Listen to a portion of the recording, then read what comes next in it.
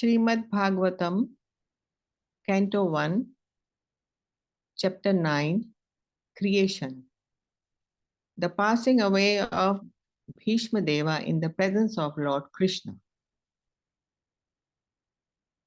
Text 1. Oh, Mataji, can you please make it in Sanskrit? Sorry.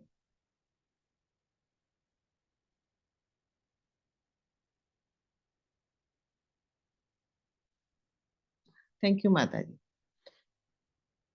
Text 1. Sutta uvacha iti bhita prajadrohat sarvadharma vivitsaya tato vinashanam pragat yatra deva vrato patata. Translation. Sutta Goswami said, being afraid for having killed so many subjects on the battlefield of Kurukshetra, Maharaja Yudhishthira went to the scene of the massacre.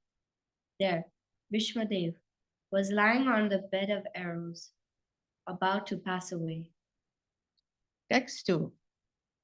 Tada te bhratara sarve sadashvai sarvabhushitaiha anvagachan rathai vripra vyasadhamyadayasya tatha. At that time, all his brothers followed him on beautiful chariots, drawn by first-class horses, decorated with gold ornaments. With them were Vyasa and Rishish like Dhyamya, the learned priests of Pandavas and others. Text 3. Bhagavanapi viprashe rathena sadhananjayah satervyarochat nripaha uvera iva guhyakah. O sage, amongst the Brahmanas, Lord Sri Krishna, the personality of Godhead, also followed, seated on a chariot with Arjuna. Thus, King Yudhishthira appeared very aristocratic, like Kuvera, surrounded by his companions, the Guyakas. Text 4. Drishtva nipatitam bhumau divyashchutmivamaram pranemu pandava bhishmam sanugasa chakrina. Seeing him, Bhishma, lying on the ground, like a demigod fallen from the sky, the Pandava, King Yudhishthira, along with his younger brothers and Lord Krishna, bowed down before him. Text 5. Tatra brahmarshaya sarve devarshayascha sattama rajarshayascha tatrasan drishtum bharata pungavam. Just to see the chief of the descendants of King Bharat, Bhishma, all the great souls in the universe, namely the Rishis amongst the demigods, Brahmanas, and kings, all situated in the quality of goodness, were assembled there. Text 6 and 7.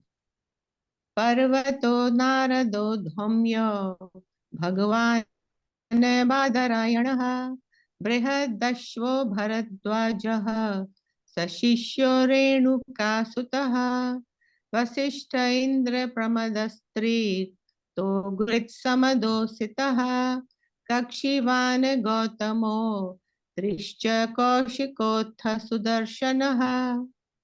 All the sages, like Parvata Muni, Narada, Dhamya, Vyasa, the incarnation of God, Bharadashva, Bharadwaja, and Parashurama, and disciples, Vishishta, Indra, Pradam, Trita, Gritsamda, Asita, Kakshivan, Gautama, Atri, Kakshika, and Sudarashana were present.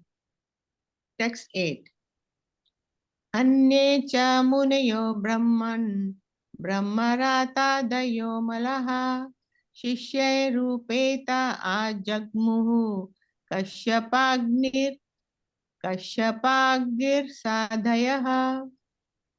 And many others like Shukadeva Goswami and other purified souls, Kashyapa and Angiras.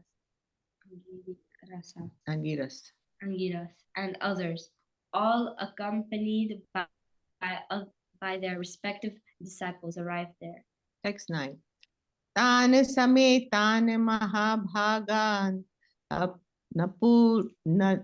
अनुपलभ्य वसुत्तमः पूज्यामास धर्मज्ञो देशकाल विभागविता. Brishmadev, who was the best amongst the eight Vasus, received and welcomed all the great and powerful rishis who were assembled there, for he knew perfectly all the religious principles according to the time and place. Text 10. कृष्णं च तत्प्रभावज्ञ आसीनं जगदीश्वरं हृदि स्थं पूजयामास माययोपात्तविग्रहम्. Lord Sri Krishna is situated in everyone's heart, yet he manifests his transcendental form by his internal potency. This very Lord was sitting before Bhishmadev, and since Bhishmadev knew of his glories, he worshipped him duly. Text 11. पाण्डुपुत्रानुपासीनान् प्रशये प्रेम संगतान् अभयाचष्टानुरागाश्रैर् अन्धीभूतेन चक्षुषा. The sons of Maharaj Pandu were sitting silently nearby, overtaken with affection for their dying grandfather. Seeing this, Bhishmadev congratulated them with feeling. There were tears of ecstasy in his eyes, for he was overwhelmed by love and affection. Text 12. अहो कष्टमहोन्यान्यं यद्यूयं धर्मनन्दनः जीवितुं नार्हथ क्लिष्टं विप्रधर्मच्युताश्रयः. Bhishmadev said, "Oh, what terrible sufferings and what terrible injustices you good souls suffer from being the sons of religion personified. You did not deserve to remain alive under those tribulations. Yet you were protected by Brahmanas, God, and religion." Text 13. संस्थिते तीर्थे पाण्डौ वृथा बाल प्रजावधूः युष्मत्कृते बहुन् क्लेशान् प्राप्ता तोक्वति मुहुः. As far as my daughter-in-law Kunti is concerned, upon the great General Pandu's death, she became a widow with many children, and therefore she suffered greatly. And when you were grown up, as she suffered a great deal, also because of your actions. Text 14. सर्वं कालकृतं मन्ये भवतां च यत् प्रियमा सपालो यद्दशे लोको वायोरिवघनावलिः. In my opinion, this is all due to inevitable time, under whose control everyone in every planet is carried, just as the clouds are carried by the wind. Text 15. यत्र धर्मसुतो राजा गदापाणिर्वृकोदरः कृष्णो स्त्रीगाण्डिवं चापं सुहृत्कृष्णस्ततो विपता. Oh, how wonderful the influence of inevitable time! It is irreversible. Otherwise, how can there be reverses in the presence of King Yudhishthira, the son of the demigod controlling religion? Bhima, the great fighter with a club, the great bowman Arjuna with his mighty weapon of Gandiva, and, above all, the Lord, the direct well-wisher of the Pandavas. Text 16. Na yasya karhi chindraj na yasya karhi chidrajan umana veda vidhitsitam yadvi jigyasaya yukta muhyanti kaviyopihi. O king, no one can know the plan of the Lord, Sri Krishna. Even though great philosophers inquire exhaustively, they are bewildered. Text 17. Tasmadidam devatantram vyavasya bharatarshabha tasyanuvihito natha nath pahi praja prabho. O best among the descendants of Bharat, Yudhishthira, I maintain, therefore, that all this is within the plan of the Lord. Accepting the inconceivable plan of the Lord, you must follow it. You are now the appointed administrative head and my lord. You should now take care of those subjects who are now rendered helpless.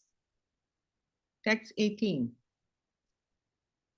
Esha vai bhagavan saksho dadho narayana puman mohan mohayan mayaya lokam gudhascharita vishnushu. This, Sri Krishna, is no other than the inconceivable, original personality of Godhead. He is the first, Narayan, the supreme enjoyer, but he is moving amongst the descendants of King Vrishni, just like one of us, and he is bewildering us with his self-created energy. Text 19. Asyanubhavam bhagavana vedaguhyatamam shivaha devarshir narada sakshat bhagavana kapilo nripa. O King, Lord Shiva, Narada, the sage amongst the demigods, and Kapila, the incarnation of Godhead, all know very confidentially about his glories through direct contact. Text 20. Yam manyase matulyeyam priyam mitram suhrittamam akaro sachivam dutam sohridarath sarathim. O King, that personality whom, out of ignorance only, you thought to be your maternal cousin, your very dear friend, well-wisher, counselor, messenger, benefactor, etc., is that very personality of Godhead, Sri Krishna. Text 21. Sarvatmana samadrisho yadvayasyan hankritehe tatkritam mati vaishamyam niravadyasya nakvachita. Being the absolute personality of Godhead, he is present in everyone's heart. He is equally kind to everyone, and he is free from the false ego of differentiation. Therefore, whatever he does is free from material inebriety. He is equivalent. Text 22. तथाप्येकान्त भक्तेषु पश्य भूपानुकम्पितं यन्मे सुस्त्यजत साक्षात् कृष्णो दर्शनमागतः.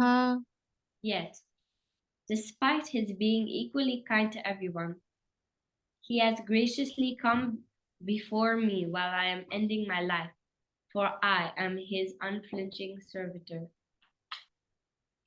Text 23. भक्त्या वेश मनो यस्मिन् वाचायन्नाम कीर्तयन् त्यजन् कलेवरं योगी मुच्यते काम कर्मभिः.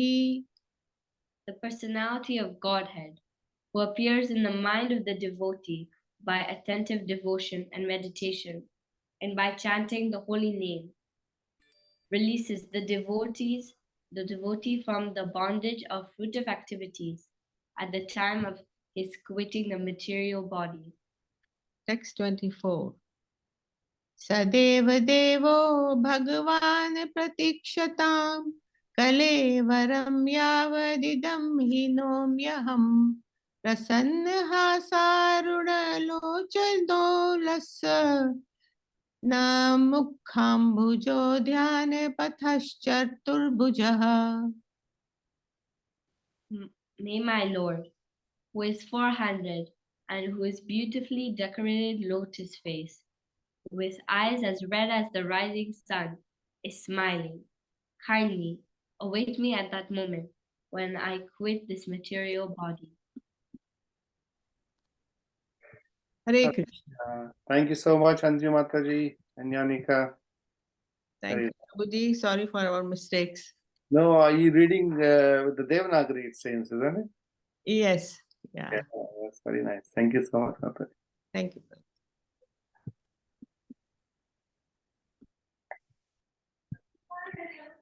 Okay, so we're going to discuss verse number 9, Canto 1, chapter 9, verse number 9 until 11, 9, 10, and 11. 3 verses we'll discuss today.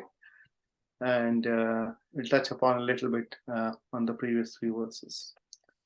Om Namo Bhagavate Vasudevaya. Om Namo Bhagavate Vasudevaya. Om Namo Bhagavate Vasudevaya. Narayanam Namaskritya Naram Chaiva Narottamam Devim Saraswatim Vyasam Tato Jayamudire Nashta Prayeshu Bhadreshu Nityam Bhagavata Sevaya Bhagavati Uttama Shloke Bhakti Bhavati Naishtaki. Verse 9. Tan Sametan Mahabhagan Upalabhya Vasuttamah Pujamasa Dharmagno Desha Kala Vibhagavit. Translation and purport by Srila Prabhupada. I'll skip the word for word, a few words, unless maybe I'll do this one and then maybe. Word for word, Tan, all of them, Sametan, assembled together, Mahabhagan, all greatly powerful, Upalabhya, having received, Vasu Uttamaha, the best among the Vasus, Bhishmadev, Pujayam Asa, welcomed, Dharmagna, one who knows religious principles, Desha, place, Kala, time, Vibhagavit, one who knows the adjustment of place and time.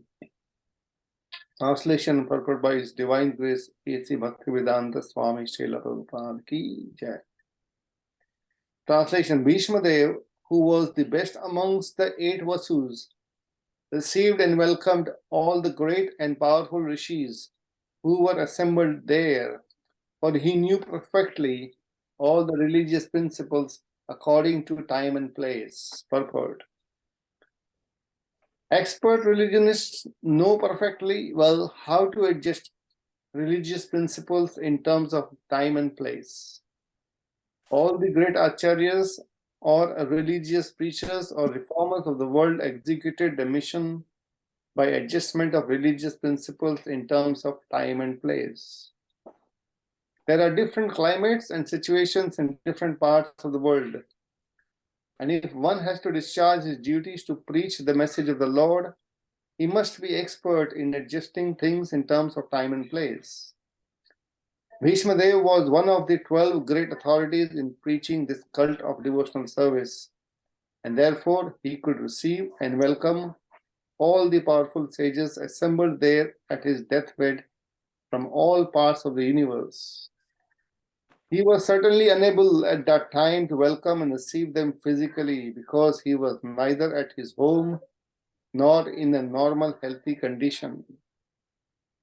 But he was quite fit by the activities of his sound mind, and therefore he could utter sweet words with hearty expressions, and all of them were well received. One can perform one's duty by physical work, by mind, and by words. And he knew well how to utilize them in the proper place, and therefore there was no difficulty for him to receive them, although physically unfit. Om Ajnanam Timirandasya ज्ञानाञ्जनशलाकया चक्षुरुन्मिलितं येन तस्मै श्रीगुरवे नमः। श्रीचैतन्यमनोभीष्टं स्थापितं येन भूतले स्वयं रूपकदा मह्यं ददाति स्वपदान्तिकं। वन्देऽहं श्रीगुरु श्रीयुतपदकमलं श्रीगुरून् वैष्णवांश्च। नमो ओं विष्णुपदाय कृष्णप्रेष्ठाय भूतले श्रीमते भक्तिवेदान्तस्वामिनिति नामिने। नमस्ते सारस्वती देवी गौरवाणी प्रचारिणे निर्विशेषशून्यवादी पाश्चात्यदेशतारिणे। जय श्री कृष्ण चैतन्य प्रभु नित्यानंद श्री अद्वैत गदाधर श्रीवासादि गौर भक्तवृंद। हरे कृष्ण कृष्ण कृष्ण हरे हरे, हरे Ram Ram Ram Hare Hare. Hare Krishna. So this is another most amazing, most wonderful section of Srimad Bhagavatam, and a lot of us can relate to these sections as well. I don't know how many of you have seen Mahabharata as it was telecasted in the Indian TVs. I don't know whether you ever followed that. We used to live in India at the time. I was a little boy, I remember. And we would rush to see Mahabharata. What happened today? Every day there was an excitement. Has anyone seen that serial at all? Yes, I was seen. Yes, Tuesday, I have seen it. Yes. It is very nice. On BBC 4 in 1990. Oh, yes. 1990. Yeah, no, that's not that time. It was for 1 year. Went on for a year. Yeah. Every Saturday at 3:30. Everybody used to gather in front of the black and white television, and Yeah. then it became black color. First Ramayana, and then became this one. It was very nice, Prabhuji, very nice. You can't forget that time. We'd rush. Prabhuji, So interesting. I bought all of them videos, at that Oh, time. very nice. Very nice. Yeah. Yeah. So it is so interesting, and we have been hearing the stories of Mahabharata. A lot of us from the Indian background, we've been hearing Mahabharata stories since we were little children, and then we got to watch, and then we hear all the time different incidents come along. But some of these stay with us all the time, and this is one of the scenes that I can never forget.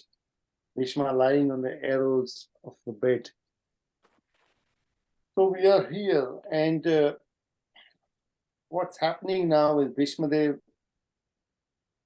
is on the bed of arrows, and he's waited for 58 days. So he fell on the day 10 of the 18 days of Mahabharata war, and he gave up his life 58 days later. 58 days later. Obviously, he had the how do you say, from his father that he could he could give up his life whenever he wanted to. So he could not be killed, and he could live if he wanted to. So he survived. So there are various reasons, internal and external. And this is where the difference between Mahabharata and Srimad Bhagavatam is.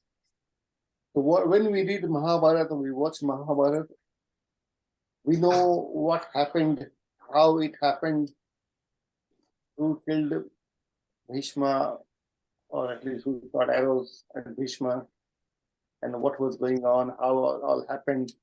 All those things we can learn from Mahabharata. But what Srimad Bhagavatam tells us is why certain things happened in the way they happened. If someone just reads Mahabharata and never get to hear or read Srimad Bhagavatam, then he's very unfortunate, because he would never know why certain characters were behaving in that particular way. What was the reason? The inner essence of all that, and the essence of essence, Lord Sri Krishna, how he was directing, just like a director, when there's a play, the director is assigning roles to different characters, and they're performing everything. Someone who's watching, they don't know what's going on there, why someone is doing that, or what's the reason behind. But then, if they want to know the truth, then they have to be directed, and they have to be sent to the director to ask So here's Lord Krishna directing the whole of this scene here. Yudhishthira could not be convinced by anyone, even himself, Lord Sri Krishna himself. And now he has come to Bhishma, his grandfather, to be enlightened, to be relieved of his distress. And who else has come? And it's very interesting how Yudhishthira Maharaj came in his full grandeur with all the dazzling clothes, and as if he's going to a great festival or a great India Shadi mein ja raha hai. He's going in a wedding party or whatever, where he's going. So Lord Krishna is asking him and all the Pandavas to be dressed in the best clothes, with all the new horses and gold and jewels. And he's creating this scene as Yudhishthira Maharaj in the previous verse says, he's like Kubera, coming with his all the wealth, opulence. And why is Krishna doing this? Why is he asking them to dress up like this in front of Bhishma, who is on the deathbed, who's going to give up his life that day? What is that reason? That's what we understand here. Bhishma was, all his life, he had taken a vow that he will be protecting the throne, as we discussed previously many times. And he was all the time in the pain that he could not see Yudhishthira as the king, who's truly deserving. Bhishma knew the dharma very well. He's learned, like all these great machines that we read or discussed in the previous verses. So Mother Ganga took Devarat Bhishma to learn from Angiras, the Brihaspati, Shukracharya. He learned his warfare from Parshuram. So he was not an ordinary soul. He also learned from Vasishtha. All these great souls, the greatest of the greatest, Brahma Rishi, Raj Rishi, Deva Rishi. Who are these people? Like greatest of the Devatas, the demigods. Who the greatest of the demigods are there? Who the greatest of the kings are there? Who the greatest of the Brahmins are there? Sages. They're not ordinary souls. They're all assembled here in this particular incident. They're not watching. They were not participating in the war. They had nothing to do with the war. But they have come here because this situation is now the situation of exchange of love between a devotee and the Lord. So what happens normally? We can judge the assembly or the event or the mode of that event by looking at the type of people who is attending those events. There will be parties and pubs, those people in mode of ignorance will be assembled there. There will be big football match, we call that Premier Leagues, and the cricket matches and all that, mode of passion. People assembled there. So much passion in there. The war is a mode of passion. So all these rishis, they have nothing to do with that. They are in goodness. They are now assembling here when they know what's going to happen. Bhishma is going to speak to Yudhishthira, and he's going to give up his life in front of his Lord of the Lord, Sri Krishna. The scene is so amazing, so beautiful. And in what situation he is, he's on the bed of arrows. It's not an ordinary place. He's in the battlefield. As in the verse that we're reading today. Not 9. We're reading today. Tan Sametan Mahabhagan Upalabhya Suttamaha. He was the best among the 8 Vasus. The 8 Vasus, the key administrators of the Agni, Vayu, and all those, that's all Vasus. He was the best. We're not going to go into the story of how he was a Vasu, how he was cursed. We all know that. But he was also an expert in dharma. He's as we said, he's learned dharma from Brihaspati himself, who is the who's the preceptor of the demigods. He learned from the best. And he knows how to apply the dharma, the principles of dharma in that particular time and place.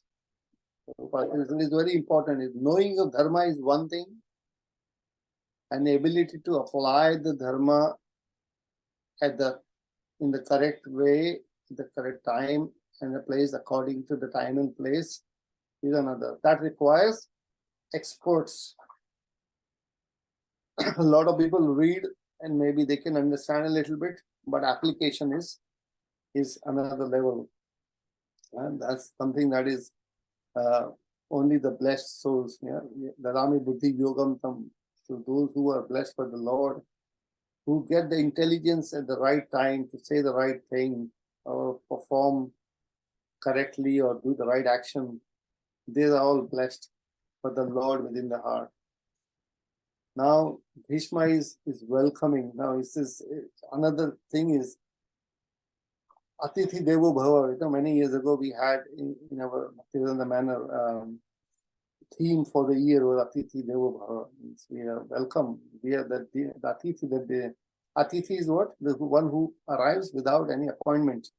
It's very common in our culture, but some places it is unheard of. So someone can come without informing, without any appointment. So these are Atithi. If they come, they are like Devo. They are the gods. This is how they need to be treated. So Bhishma is welcoming them all in the most sweetest way. He can't do anything else in that particular place. So how does he do that? He's just speaking pleasing words, sweet words with his mind and with his words. So you can do through the mind, body, and the words. Three ways we can perform any action. Prabhupada says one can perform his duty by physical work, by mind, and by words. And he knew well how to utilize them. So other aspect is, so who is Bhishma is also one of the Mahajans. Mahajano yena gata sapantha. Means the Veda, the scriptures, the dharmas, it's very complex. They're very complex for anyone to understand. A lot of people, Tarako, Pratishtha, with the arguments, a lot of people try to establish what the dharma is. But the dharma is so variegated, the complexity of karma, Krishna also says in Bhagavad Gita, very difficult to understand. But how do we understand? By the way the Mahajans, the great souls, carry them, the way they apply in their life. So the purpose of all the scriptures is we hear or we read Shravanam, Mananam, Nididhyasanam. We hear, we read, we then reflect upon them, and then we apply those principles in our life. So what we are reading here, this nectar of Srimad Bhagavatam, how the devotees are behaving, how they are receiving, how they are acting, what is the exchange between them. That is something we learn and we try to apply in our life. If we learn that, obviously when we hear from the great souls, it just goes straight into the heart and we know how to apply. So the essence of dharma is in this, that how it is applied. So Bhishma Dev is, who is now here in the situation, not able to offer anything else, but then he's offering a very warm welcome to his smiles, his kindness, and his words. Go to the next verse. We're going to do 3 verses. We're going to fast track a little bit. So verse number 10. Krishnam cha tat prabhavajna asinam jagadishwaram vistam purayamasa mayopata vigraham. Krishnam cha tat prabhavajna. Who is now, not only that, he knows all the dharma, he knows how to act, how to behave, how to welcome. He also knows glory. He knows Lord Krishna. Yeah? And he's now going to worship, he's worshipping him. Tat Prabhava Gna. He knower of the glories. Knower of the glories. Prabhupada translate this. Yeah? How does Krishna say, Matta Parataram Nanyat Kinchid Asti Dhananjaya. Aham Sarvasya Prabhu. Everything is emanating from the Lord. Lord is sitting within everyone's heart. Jagat Ishwaram, he is the Lord of the universe. His thumb, yeah, sitting in everyone's heart. Now he has appeared personally, manifested through his internal potency. He's appeared there in his original form. Yeah.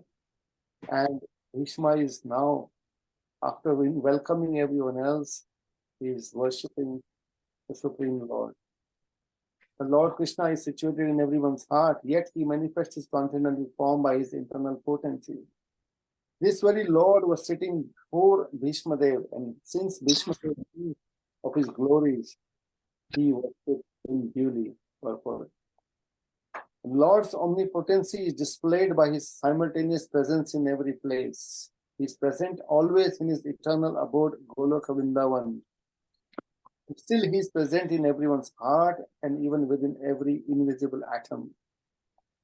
When he manifests his eternal transcendental form in the material world, he does so by his internal potency. External potency or the the external potency or the material energy has nothing to do with his eternal form.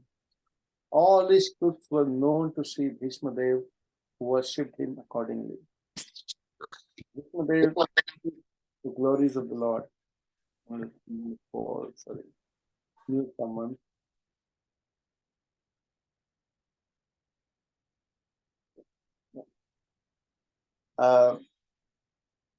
So Bhishma Dev, who knew the Lord very well, the most beautiful scene of Mahabharata is also when Lord Krishna charges at Bhishma with a veil in his hand. Yeah, so that's briefly the past time that Bhishma took a vow one day when Duryodhan was really, he was scared and he was frustrated. Nothing is happening. So many days have gone by. And Bhishma, who is capable of killing everyone, and the Pandavas are still there. So why is he not fighting with his full vigor? So he was speaking to Bhishma and, trying to encourage and somehow push Bhishma that, you have to fight. You're not doing what you're supposed to do. You must kill the Pandavas. You must annihilate that army on the other side. He was, somehow he convinced Bhishma that day. And Bhishma took out 5 arrows. He said, okay, Duryodhan, these are the 5 arrows. And today I will kill all the 5 Pandavas with these 5 arrows. I take a vow.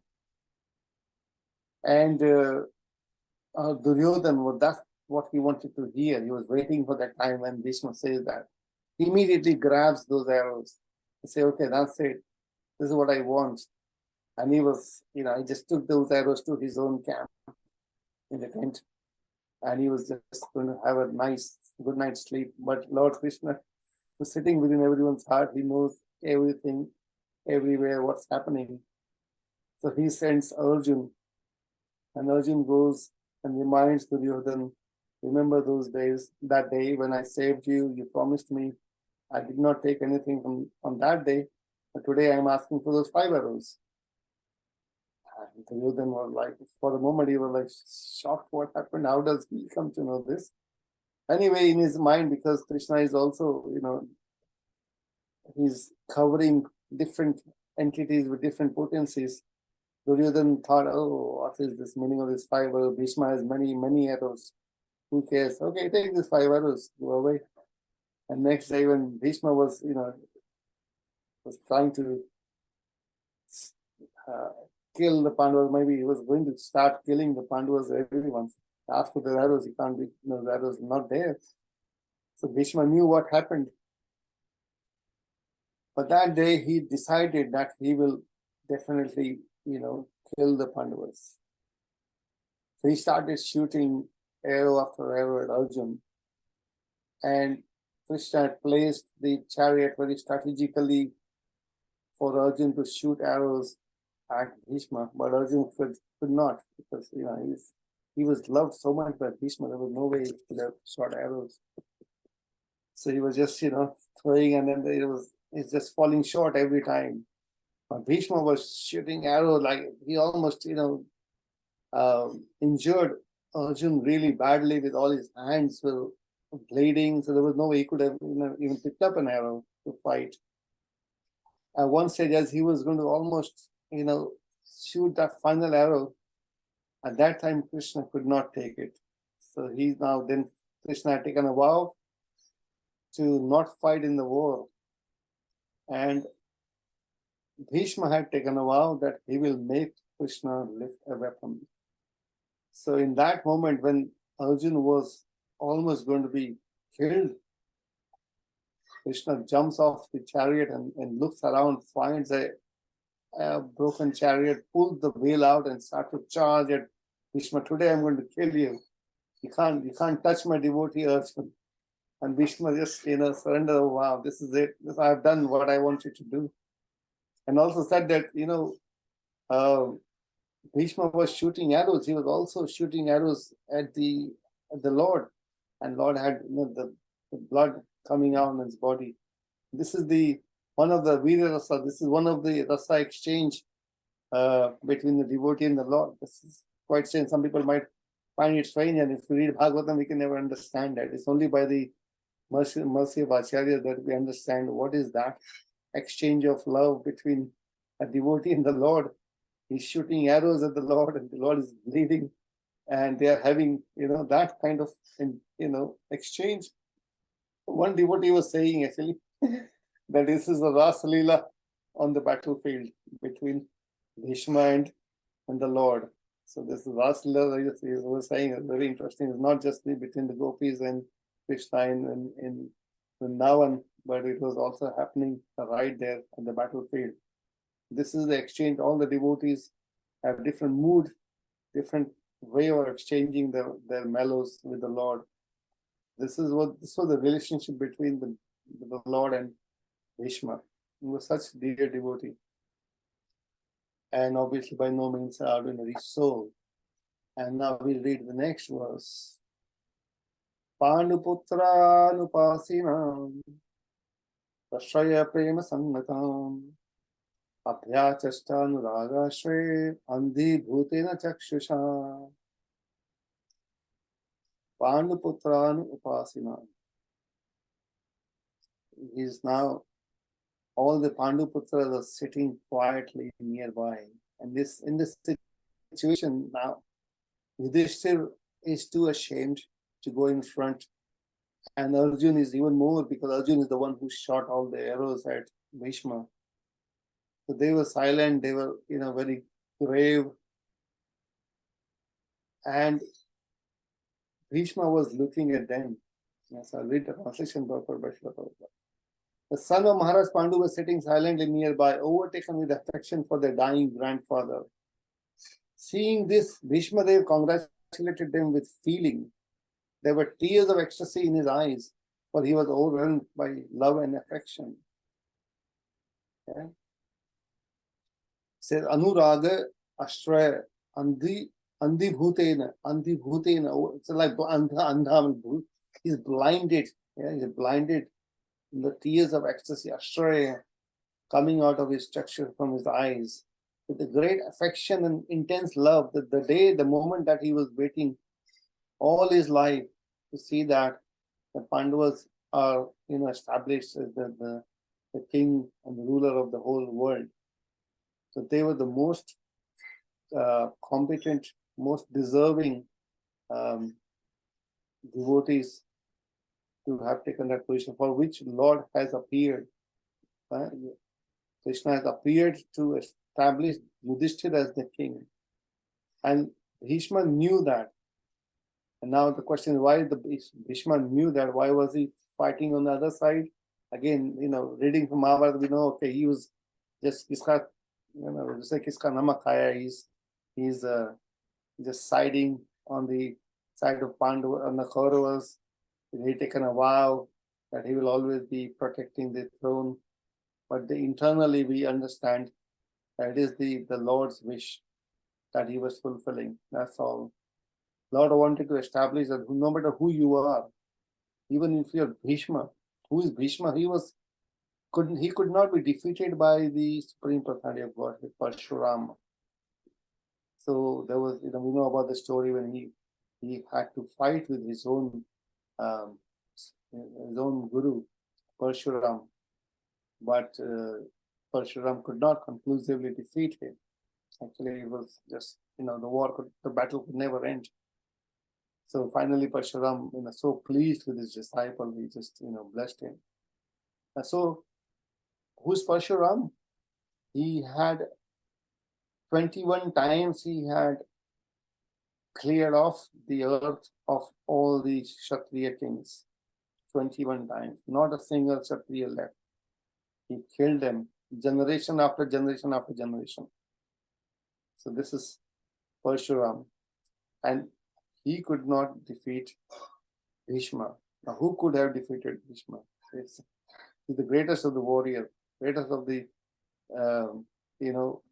person who knew the dharma, who knew the politics, who knew everything. So Lord is now establishing that no matter who you are, if Krishna decides to protect someone, no one can kill them. Krishna, Rakhe Krishna Mare Ke, Mare Krishna Rakhe Ke. This is the principle that Lord wanted to establish for all time to come. All time to come. Purport. When Maharaj Pandu died, his sons were all small children, and naturally they were brought up under the affection of elderly members of the royal family, specifically by Bhishma Dev. Later on, when Pandavas were grown up, they were cheated by cunning Duryodhana and company. And Bhishma Dev, although he knew that the Pandavas were innocent and were unnecessarily put into trouble, could not take the side of the Pandavas for political reasons. At the last stage of his life, when Bhishma Dev saw his most exalted grandsons, headed by Maharaj Yudhishthir, sitting very gently at his side, the great warrior grandfather could not check his loving tears, which were automatically flowing from his eyes. He remembered the great tribulations suffered by his most pious grandsons.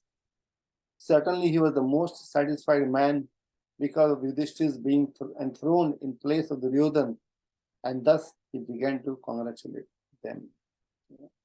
As we go on to the next few verses, we will learn another mood, how Yudhishthir is addressing how Bhishma Dev is addressing Yudhishthir. At this stage, he's just, in his intense feeling of love and happiness and satisfaction, seeing the Pandavas, in their kingly attire, and now none of the Kauravas, all the cunning sons of Dhritarashtra, along with the Shakuni and Karna and all those demoniac entities were finished. So at this stage, Bhishma is just happiest person at that time. And he's going to start a new section tomorrow. It's 35. It's also, this morning we had celebration of appearance day of His Divine Grace Bhakti Siddhanta Saraswati Thakur. So we'll just read briefly prayers if you're not. Right. Namo Vishnu Padaya Krishna Prasthaya Bhutale. I'm just sharing my screen if you want to follow. Srimati Bhakti Siddhanta Saraswati Namine Sriva Shabhanavi Devi Daita Tirupatni Krishna Sambandha Vijnana Daine Prabhuve Namaha Madhurya Ujjwal Premade Shri Rupanuga Bhakti Shri Gaura Karuna Shakti Vigrahaya Namaste Namaste Gauravani Shri Murtaye Dinatarane Rupanuga Vidya Prasiddhanta Panta Harine Srila Bhakti Saraswati Thakur Maharaj Ki Jai. Okay. So we have 35 now. Maybe any point of discussion or questions, comments, corrections?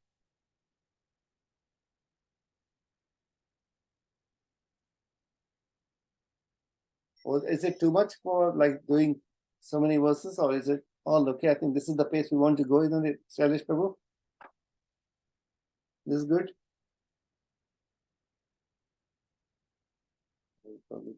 Hare Krishna Prabhuji, Dhanava Pranam Jagat Prabhuji. Yes, thank you for a wonderful class as always. How did you find condensing the four? Was it manageable? Yeah, absolutely. Yeah, it's good. It's good. Brilliant. Yeah, no, it was wonderfully done. Thank you, Yeah. Prabhuji. Yeah, no, Yeah, it's this Bhishma Pita's prayers are also some of my favorite in the Bhagavatam as well. It's so much heart and love towards Krishna. He shows right towards the end, in particular, it becomes crescendo just before he leaves his life. It's a beautiful set of prayers. So I'm sure it'll be wonderful when you all go through it step by step. So thank you, Prabhu. Thank you. Wonderful. This is the Srimad Bhagavatam Rasmalayam Muhurahu Rasika Bhuvi Bhavaka, as we read in the first end of first chapter. This is the sweetest of the nectar, is relished by the Rasika devotees. So we're all trying to relish Srimad Bhagavatam. Thank you so much. Any other question, thoughts? Any personal reflection on the character of Bhishma? Anything is okay. Please speak something. Your own meditation, if anything. Prabhuji? Hare Krishna, Prabhuji. Yes, Mataji. Please accept my Dandavat Pranams, Prabhuji. Just obviously, Bhishma was always on the wrong side, on the other side, because of his dharma, which he has taken a duty, and he also told Satyavati, isn't it, that he will protect. I mean, he will not get married, and then that's the time he taken the vow that he will not. He will protect the kingdom, and he will look after everybody. So whether it was good or bad, I think maybe he stuck to his word, even though knowing that he was on the adharma side, but he was doing his dharma because of his vow. Yes. That's why his name became Bhishma, for someone with a terrible vows. Bhishma, yeah. He took a few vows there. Few vows, like if we see that way, like he has no biological blood relation with any of those. So Bhishma, and then Santanu married the Satyavati, and then they had Vichitravirya and Yes. and then after that also the sons were Pandu and Dhritarashtra were sons of Vyasa. Vyasa did not have any direct relationship with Bhishma, but instead he had taken a vow. He's given his words to his father, Satyavati's father, that he would never become a king. And we know that all the stories. Thank you so much. Yeah. So this, when we apply in a real life, Prabhuji, we also have some situations like that, where sometimes we take a vow, and then we really fight so much to keep what we have said, a vow. So which is right, which is wrong? Because sometimes you have taken a vow and you want to stick with it, but then it might not be right for everybody, but then you have to change according to what others say, or what are your thoughts on that, Prabhuji? It becomes sometimes a very difficult thing, because your principle, you're stuck to a principle. Very nice. And then, yeah. Hare Krishna. Yeah, no, very nice question. So the way we take vows, and then there may be difficulty, or there may be some opposite situation. What is right? What is wrong? And we know that it's not easy to understand. We already discussed dharma. Dharma, we can only understand through the words of Guru, Sadhu, and Shastra. So we have to have access to some devotees in the first place. So it's very difficult to answer, Mataji, because it's all situational, circumstantial as to what type of vow it is and what is the situation. So we cannot, imitate the great souls. We can follow in their footsteps, but we can't do what they can do.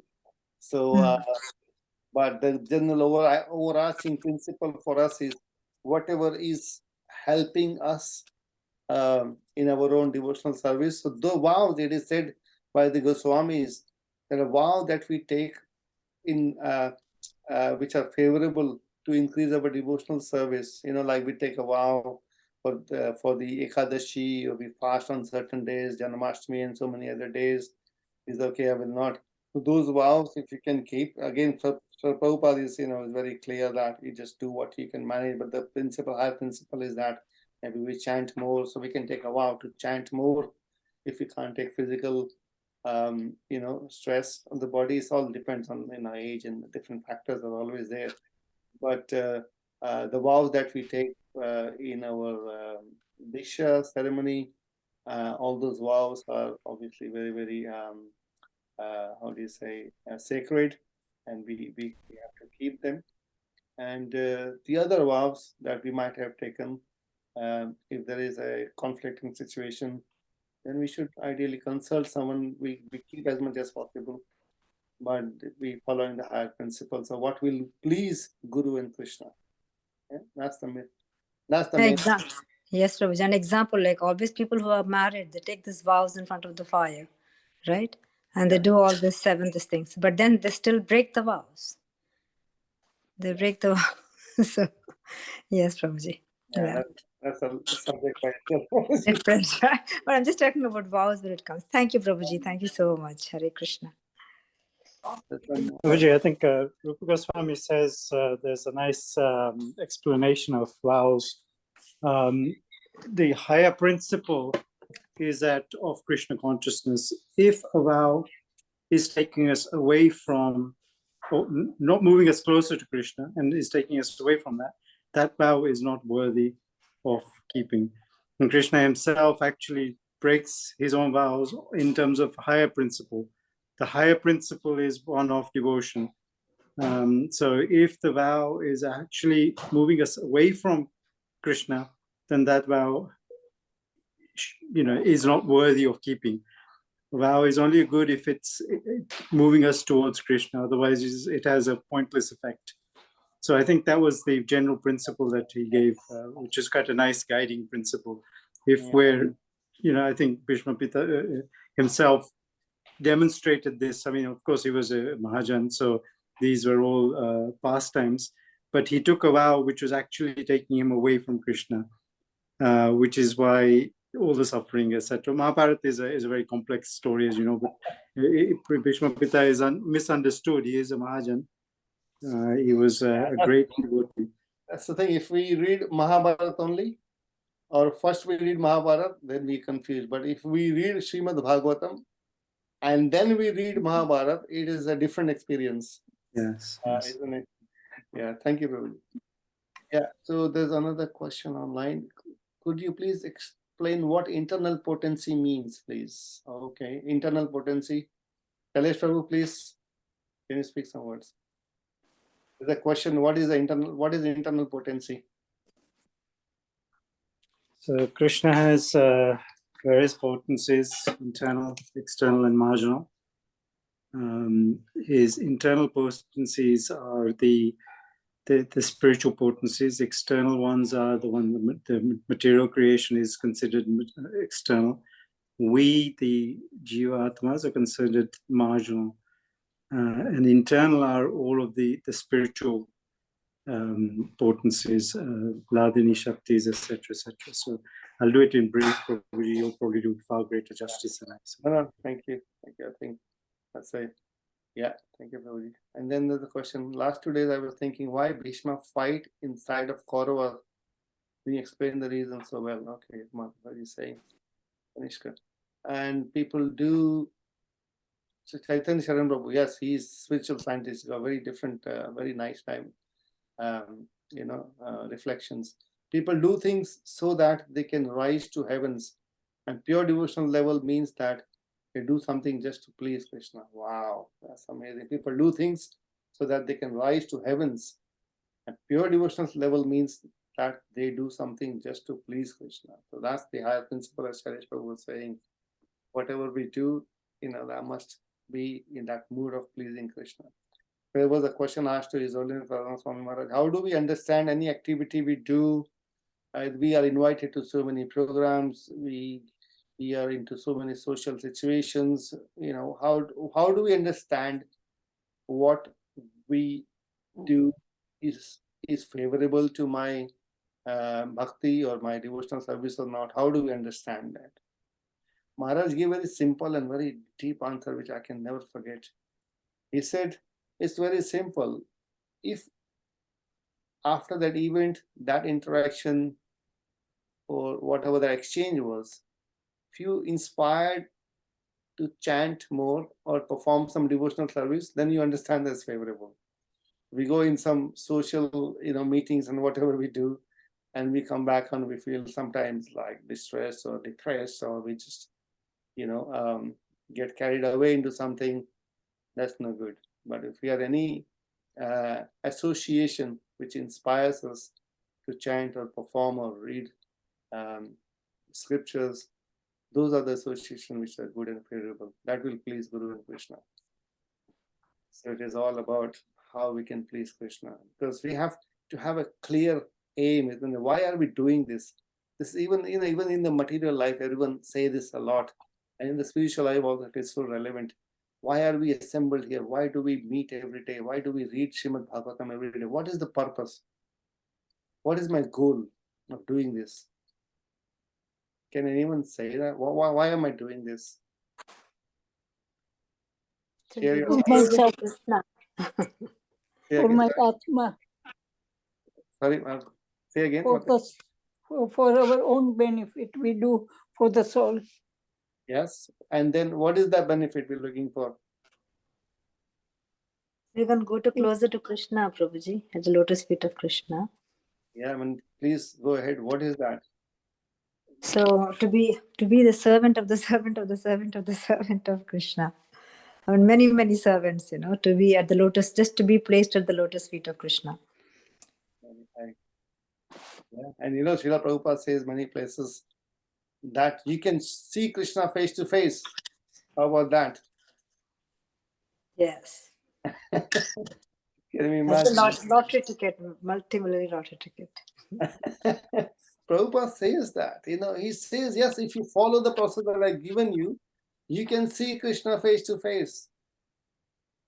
Just imagine, what is the potency of what we have. What Mahaprabhu has given us.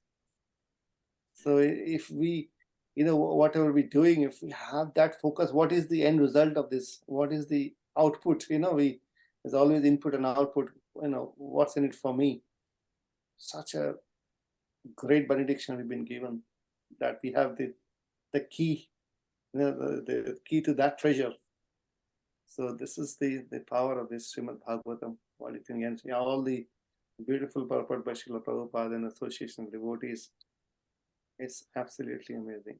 Thank you so much, devotees. It's 10 to 9. This can go on all night.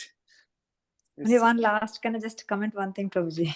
Yes, Mataji, please. I think as you said, Prabhuji, if you read Bhagavatam first, then we will know the reason why Bhishma, as the way he suffered, because I think there was a story, isn't it, about the 7 or 8 brothers, they will tie the cow. Yes. And something. Yeah. And because if you know that, then we know, yes, that's why Bhishma suffered, because he did the maximum sin or something like that. He tried, he held the neck or something, held the mouth to the neck or something. Vrindavan Chandra Prabhu said sometime last year, I think.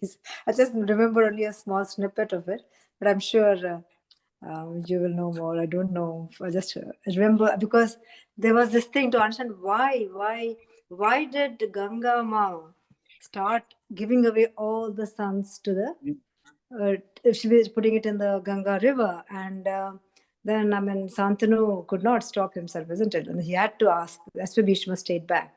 But Bhishma had to stay back because he was the one who made the maximum offense. The other 6 of them. Am I right, Prabhuji, in saying that? Yes, correct. Yes. So Vashishta said, okay, son of you can, be liberated immediately, but this due some name is that. Because he was the main perpetrator, and he will have to suffer. Suffer the most. But that's, again, that's the Mahabharata vision of it. But the other side is, Bhishma was the one of the dearest devotee of the Lord. So he stayed back because he wanted to see Lord himself. To see all the other Vasus did not get any chance to see the Lord. No chance to exchange any love with the Lord. So this is the Bhagavatam version of it. Absolutely. Bhagavata is nectar, Prabhuji. It is so many stories. Jai. Thank you so All much. excellent Thank you so appreciation of much. devotees. Charanthara Srimad Bhagavatam ki jai. Jai. Jai. Vancha kalpa. Jai. चक्रपतरुभ्यश्च कृपा सिन्धुभ्य एव च पतितानां पावनेभ्यो वैष्णवेभ्यो नमो नमः. Thank you, Prabhuji. Thank you, Prabhuji. Thank you, Krishna. Hare Hare Krishna. Krishna. Thank you. Thank you, Prabhuji. Hare Krishna. Hare Krishna.